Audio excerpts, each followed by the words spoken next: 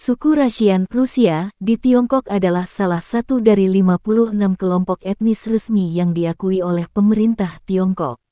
Meskipun jumlah mereka kecil dibandingkan dengan etnis mayoritas Han dan beberapa minoritas besar lainnya, mereka memiliki sejarah yang panjang dan menarik di wilayah perbatasan utara Tiongkok.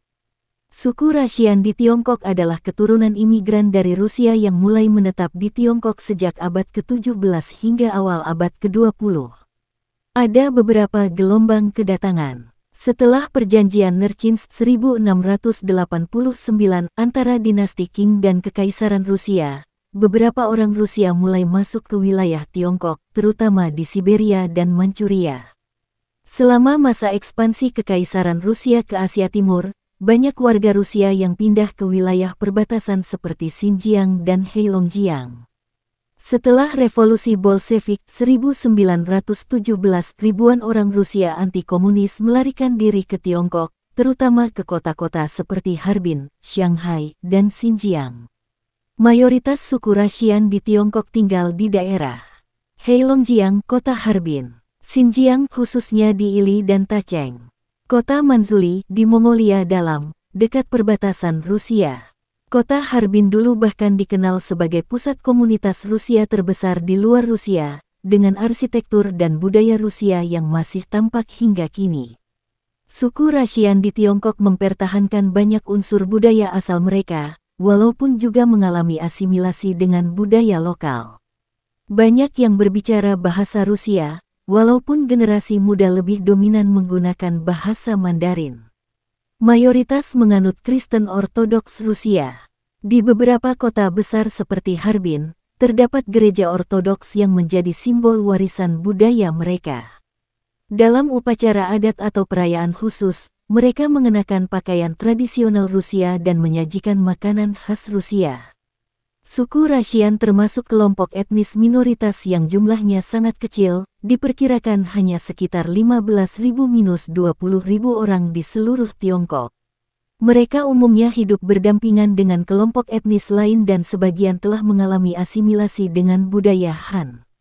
Banyak dari mereka bekerja di sektor pendidikan, perdagangan, dan pariwisata, terutama dalam hal hubungan budaya dan ekonomi dengan Rusia. Sejak tahun 1957, suku Rusian secara resmi diakui sebagai salah satu etnis minoritas di Tiongkok. Mereka berhak atas kebijakan perlindungan budaya, bahasa, serta dukungan pendidikan dari negara, sebagaimana etnis minoritas lainnya. Tintingin utama adalah pelestarian identitas budaya, karena populasi yang kecil dan asimilasi yang kuat dengan masyarakat Han. Banyak generasi muda yang tidak lagi bisa berbahasa Rusia atau memahami tradisi leluhur. Namun, ada juga usaha pelestarian, termasuk kegiatan budaya, sekolah bilingual, Mandarin Rusia, dan hubungan kerja sama Tiongkok Rusia yang memberi peluang baru. Bahasa Rusia adalah bahasa ibu suku Rusian. Namun, karena pengaruh lingkungan dan asimilasi, banyak generasi muda kini lebih fasih berbahasa Mandarin. Di beberapa komunitas, terutama di Xinjiang dan Heilongjiang, masih ada upaya pelestarian bahasa Rusia melalui pengajaran informal dan komunitas kebudayaan. Mereka tetap mempertahankan identitas sebagai orang Rusia, namun juga mengalami asimilasi dengan budaya Han dan etnis lain di sekitarnya. Nama keluarga bisa dalam bentuk Rusia, namun kadang dimandarinkan dalam administrasi. Mayoritas suku Rusian di Tiongkok menganut Kristen Ortodoks. Gereja Ortodoks seperti Gereja Santa Sofia di Harbin menjadi simbol penting komunitas mereka. Upacara keagamaan seperti Paskah, Natal Ortodoks tanggal 7 Januari, dan pernikahan dilakukan secara tradisional. Penggunaan ikon, lilin, dan ritus Ortodoks seperti mencium ikon atau menggunakan salib Ortodoks masih dipraktikkan. Makanan tertentu tidak dimakan saat masa puasa Ortodoks, misalnya sebelum Paskah. Dalam perayaan budaya atau upacara adat, wanita mengenakan saravan, gaun panjang tanpa lengan, dan pria memakai kaftan atau kemeja bordir Rusia, rubaska. Warna-warna cerah dan bordiran bunga menjadi ciri khas. Sehari-hari, mereka mengenakan pakaian modern seperti masyarakat Tiongkok lainnya, tetapi tetap menyimpan pakaian adat untuk acara budaya. Mereka tetap mempertahankan beberapa makanan khas Rusia, seperti borscht, sup beet berwarna merah, pelmeni, pangsit daging khas Rusia, blini panekuk tipis, sering disajikan dengan madu, selai, atau krim asam. Kvass, minuman fermentasi tradisional dari roti hitam. Banyak dari makanan tersebut mengalami adaptasi rasa agar sesuai dengan lidah lokal atau memanfaatkan bahan lokal. Suku Rusian di Tiongkok sering mempertahankan musik rakyat Rusia, termasuk lagu-lagu tradisional seperti Kalinka atau Katyusha. Tarian rakyat seperti tarian Kosak, yang energik dan penuh semangat, masih dipertunjukkan dalam festival kebudayaan. Alat musik tradisional seperti balalaika kadang digunakan dalam pertunjukan budaya. Upacara pernikahan tradisional mengikuti ritus ortodoks, termasuk pemberkatan gereja, pemakaian cincin, dan tarian. Dalam pesta pernikahan, ada tradisi memecahkan roti dan adu minum vodka untuk yang masih menjaga budaya lama. Struktur keluarga bersifat patriarkal, tetapi dengan nilai-nilai kasih sayang yang kuat. Hormat kepada orang tua tetap dijaga, dengan unsur kehangatan khas Slavia dalam pola asuh anak. Dirayakan dengan misa malam, makanan khas, dan berkumpul bersama keluarga. Merupakan perayaan terbesar dalam kalender keagamaan mereka. Makanan seperti telur Paskah, kulit roti manis dan makanan puasa khas disiapkan. Festival musim semi tradisional Rusia untuk menyambut akhir musim dingin. Dirayakan dengan makan blini, menari, dan kadang membakar patung jerami sebagai simbol musim dingin. Karena populasi kecil dan pergaulan luas dengan etnis Han dan lainnya, suku Rusian banyak yang telah berasimilasi. Bahasa dan adat istiadat lambat laun mengalami penurunan di kalangan generasi muda. Pemerintah daerah dan organisasi kebudayaan membantu menyelenggarakan festival budaya Rusia, kelas bahasa Rusia, dan pelestarian situs sejarah seperti gereja ortodoks. Kehidupan malam suku Rusian di Tiongkok tidak bisa disamakan dengan kehidupan malam di kota besar modern seperti Shanghai atau Beijing. Karena komunitas mereka kecil dan tersebar di wilayah perbatasan atau kota tertentu seperti Harbin, Manzhouli, dan Ili, Xinjiang, kehidupan malam mereka lebih bersifat komunitarian, sosial, dan budaya, bukan hiburan malam komersial seperti klub malam atau bar besar.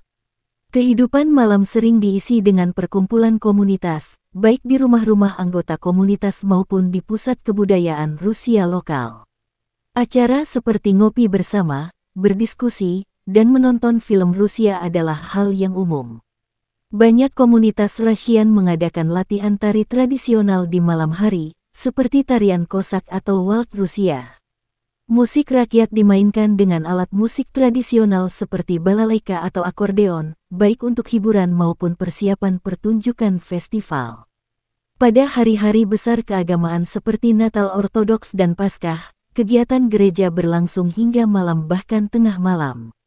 Vesper, doa malam, adalah tradisi rutin dalam kalender Ortodoks yang dilakukan malam hari, kadang dilanjutkan dengan makan bersama. Makan malam adalah momen penting, sering disertai percakapan hangat, teh hitam, dan makanan khas seperti sup borscht atau roti hitam. Kadang ditutup dengan musik, cerita rakyat, atau nyanyian keluarga. Dalam perayaan pribadi seperti ulang tahun atau pernikahan, pesta bisa berlangsung sampai malam, dengan minuman khas Rusia seperti kvass atau vodka, bagi yang masih memegang tradisi lama, serta tarian dan nyanyian. Kota ini punya jejak arsitektur dan budaya Rusia yang kental.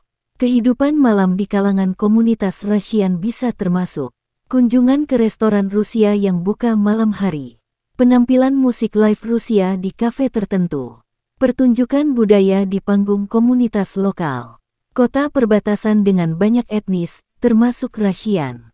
Malam hari bisa ditemukan bar dan restoran bergaya Rusia, serta kegiatan sosial multietnis yang meriah, tapi tetap lebih tenang dibandingkan kota besar.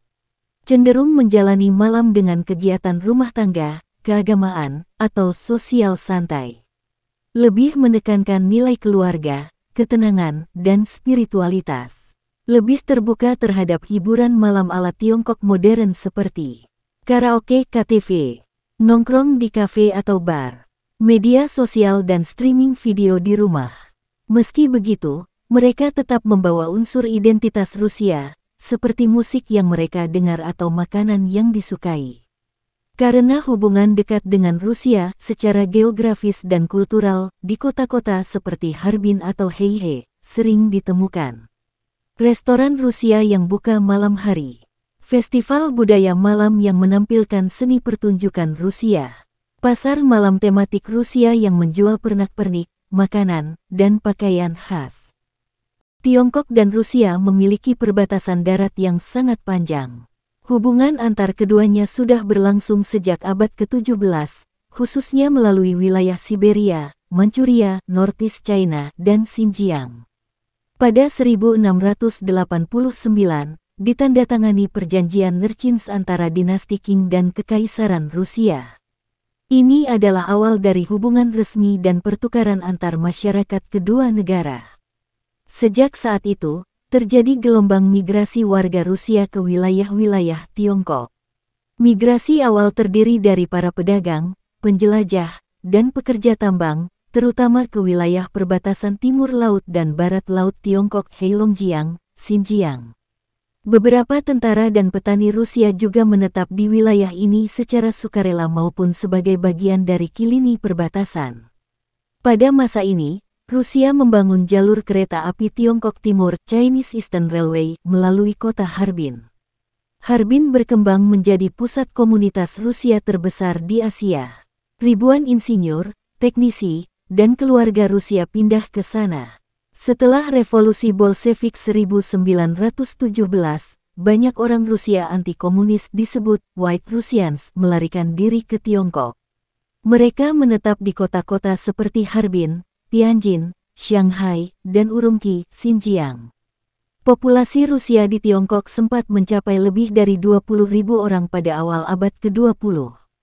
Dikenal sebagai kota Rusia di Asia. Banyak dibangun gedung bergaya Eropa, gereja ortodoks, sekolah, dan klub sosial. Sampai hari ini, gereja Santa Sofia adalah simbol warisan Rusia di kota ini. Kota pelabuhan yang menarik eksodus elit Rusia yang mencari perlindungan. Mereka mendirikan komunitas kecil, sekolah, dan gereja ortodoks. Komunitas petani dan tentara Rusia tinggal di wilayah ini. Mereka dikenal memiliki pertanian dan keahlian teknis tinggi, serta hidup berdampingan dengan etnis lokal seperti Uighur dan Kazakh. Pendudukan Jepang dan Perang Dunia II membuat banyak komunitas Rusia mengalami kesulitan. Pada awal pemerintahan Mao, sebagian besar orang Rusia diberi pilihan untuk kembali ke Uni Soviet atau menjadi warga negara Tiongkok. Sebagian besar memilih kembali, tapi sebagian kecil tetap tinggal dan diakui sebagai etnis minoritas resmi pada tahun 1957. Tahun 1957, pemerintah Tiongkok secara resmi mengakui Luoxizu atau suku Rusian sebagai salah satu dari 56 etnis resmi. Mereka diberikan hak-hak seperti pelestarian budaya dan bahasa, perlindungan tempat ibadah, akses ke pendidikan dan kesehatan. Populasi suku Rusian di Tiongkok saat ini sangat kecil, diperkirakan sekitar 15.000–20.000 orang, tersebar terutama di Heilongjiang, Harbin, Heihe, Xinjiang Ili, Tacheng, Mongolia dalam Manzuli. Banyak dari mereka telah berasimilasi dengan masyarakat Han atau etnis lokal lain. Generasi muda cenderung menggunakan bahasa Mandarin lebih dominan dibanding bahasa Rusia. Namun, masih ada upaya pelestarian budaya melalui sekolah, kegiatan budaya, dan hubungan bilateral Tiongkok-Rusia.